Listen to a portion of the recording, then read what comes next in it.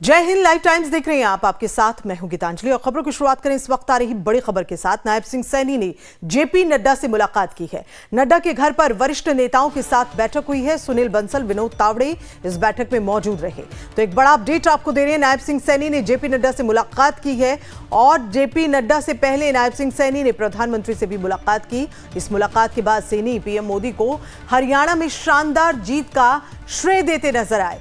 तो कौन कौन इस अहम बैठक में मौजूद रहे, ये हम आपको बता रहे हैं। सुनील बंसल, विनोद तावड़े और नायब सिंह सैनी, जिन्होंने मुलाकात की बीजेपी के राष्ट्रीय अध्यक्ष जेपी नड्डा से। नड्डा के घर पर वरिष्ठ नेताओं के साथ उन्होंने ये मुलाकात की और कल ही बीजेपी को बम्पर जीत हासिल हुई है। ऐसे में नायब सिंह सैनी एक ऐसा चेहरा बीजेपी के लिए जो बहुत ही नायाब है, बहुत अहम, बहुत खास। और नायब सिंह सैनी ने मुलाकात की है बीजेपी के राष्ट्रीय अध्यक्ष जेपी नड्डा से। इसके अलावा प्रधानमंत्री से भी उन्होंने मुलाकात की और इस मुलाकात के बाद प्रधानमंत्री नरेंद्र मोदी को हरियाणा में शानदार जीत का श्रेय देते भी नजर आए नायब सिंह सैनी। हर जगह जहां नायब सिंह सैनी जा रहे हैं उनका स्वागत हो रहा है। उन्हें फूल मालाएं जो हैं वो पहनाई जा रही हैं और मिठाई खिलाकर उनका स्वागत किया जा रहा है। और जीत का श्रेय यूं तो हरियाणा की जनता नायब सिंह सैनी को दे रही है, लेकिन नायब सिंह सैनी ने जीत का श्रेय प्रधानमंत्री नरेंद्र मोदी को दिया है।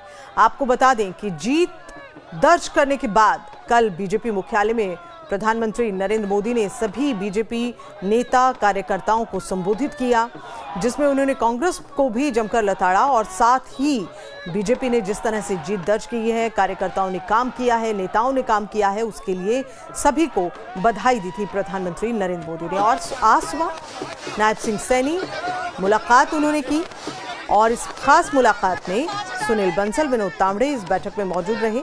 ये बैठक अपने आप में बहुत मायने रखती है और वो भी तब जब बीजेपी ने जीत दर्ज की है हरियाणा में और अब अपने मुख्यमंत्री पद की शपथ लेंगे नायब सिंह सैनी। और ये माना जा रहा है कि चेहरा तो वही रहेगा मुख्यमंत्री के तौर पर और उसके अलावा कैबिनेट का विस्तार होता है, कैबिनेट में कुछ चेहरे बदले जाते हैं।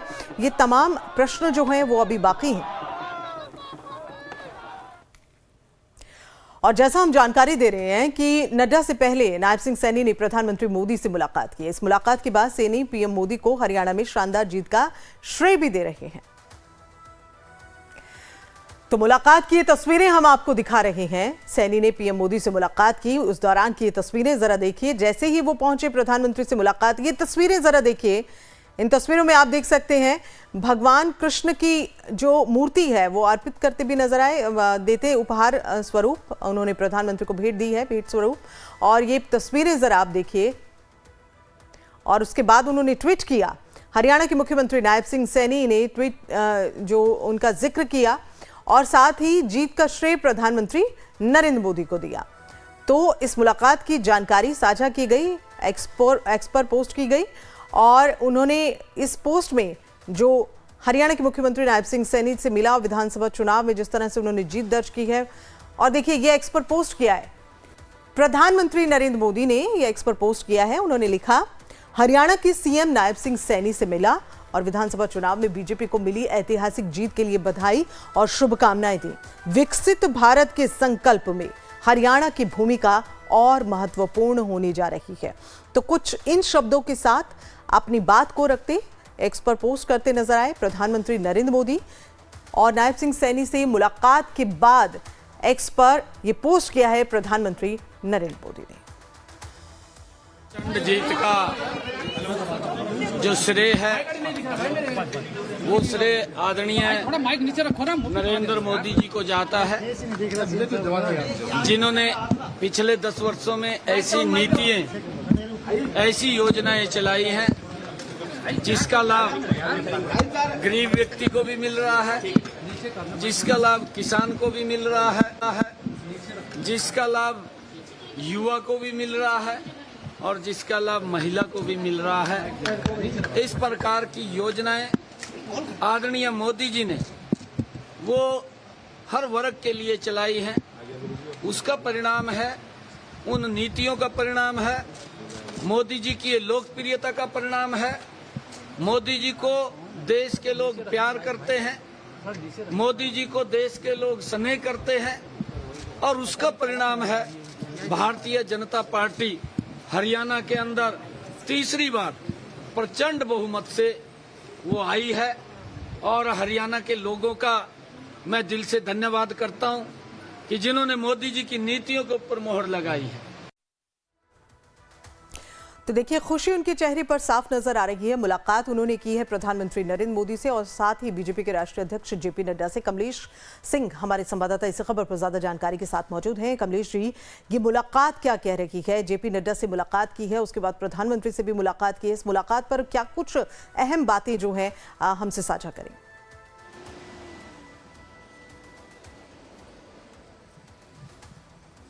देखिए, नायब सिंह सैनी जीत कर आए हैं और जीतने के बाद चूंकि ये प्रोटोकॉल में मुलाकात थी, औपचारिक मुलाकात थी, लेकिन सुबह प्रधानमंत्री नरेंद्र मोदी के घर 10:30 बजे उनकी मुलाकात होती है प्रधानमंत्री से आशीर्वाद लेते हैं।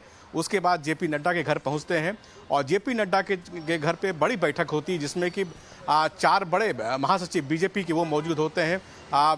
विनोद तावड़े, विनोद बंसल, अरुण सिंह को बुलाया जाता है, जेपी नड्डा खुद होते हैं और हरियाणा प्रदेश के जो अध्यक्ष हैं मोहनलाल बडोड़ी वो भी मौजूद होते हैं। तो जाहिर सी बात है, चूंकि कैबिनेट का गठन किया जाना है, इसके अलावा शपथ ग्रहण समारोह होना है, कैबिनेट का एक्सपेंशन होगा, तो जाहिर सी बात इन दो मुद्दों पर चर्चा हुई है और करीब 1 घंटे तक इन नेताओं के बीच बातचीत हुई और ये तय किया गया है कि 12 यानी दशहरे के बाद कभी भी ये डेट फाइनलाइज किया जाएगा। पहले ये खबर आ रही थी दशहरे के दिन पार्टी शपथ ग्रहण समारोह कराना चाहती है, लेकिन कुछ व्यस्तताओं की वजह से अब ये तय किया गया कि दशहरे के बाद शपथ ग्रहण समारोह चंडीगढ़ में होगा और बड़ा शपथ ग्रहण समारोह होगा। और कैबिनेट में कौन कौन से लोग होंगे, कितने नए चेहरे होंगे, इस बात की तस्दीक बाद में तय की जाएगी। फिलहाल अभी जो हरियाणा के मुख्यमंत्री हैं मोहनलाल बडोली, राजनाथ सिंह जो केंद्रीय रक्षा मंत्री, उनके घर मिलने गए हैं और कुछ ही देर के रक्षा मंत्री से मुलाकात करने के बाद वो धर्मेंद्र प्रधान जो बीजेपी के प्रभारी है उनके घर जाएंगे और एक छोटी सी बैठक वहां भी हो गई है और रखी गई है। इस बैठक में ही तकरीबन तय हो जाएगा कि आखिरकार कैबिनेट में किन किन लोगों को जगह मिलेगी और शपथ ग्रहण समारोह किस दिन नियत किया है, किस दिन तय किया जाए। ये दो बड़े मुद्दे आज की बैठक में तय होने हैं। लेकिन लब्बो-लुआब जेपी नड्डा की बैठक के साथ ही तय हो गया कि हरियाणा में शपथ ग्रहण समारोह दशहरे के बाद किया जाएगा। बिल्कुल, शपथ ग्रहण समारोह तो दशहरे के बाद किया ही जाएगा, लेकिन जो खुशी है, कमलेश आपसे यहाँ ये भी समझना चाह रहे हैं कि जैसे मान ली अब जो शपथ ग्रहण समारोह जिस वक्त होगा, क्या उसके साथ ही ये भी तय किया जाएगा उससे पहले कि कैबिनेट का विस्तार अभी होगा या कुछ चेहरे हैं जो बदले जाएंगे? कुछ इस पर भी चर्चा हुई है या अभी भीतर खाने ये चर्चा चल रही है, अभी सामने नहीं आई है?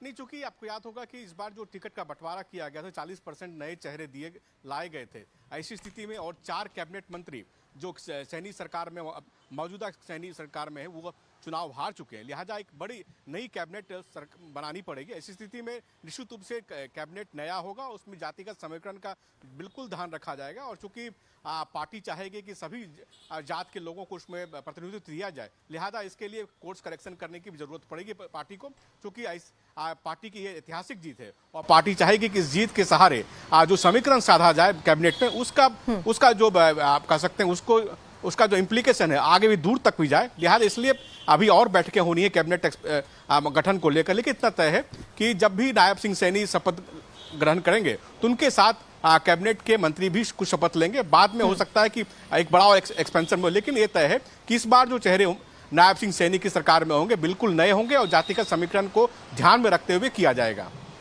बहुत बहुत शुक्रिया कमलेश जी इस पूरी जानकारी को हम तक पहुंचाने के लिए। तो मुलाकात बहुत ही अहम, बहुत ही खास और बीजेपी की ओर से एक तरह से ये साफ कर दिया गया है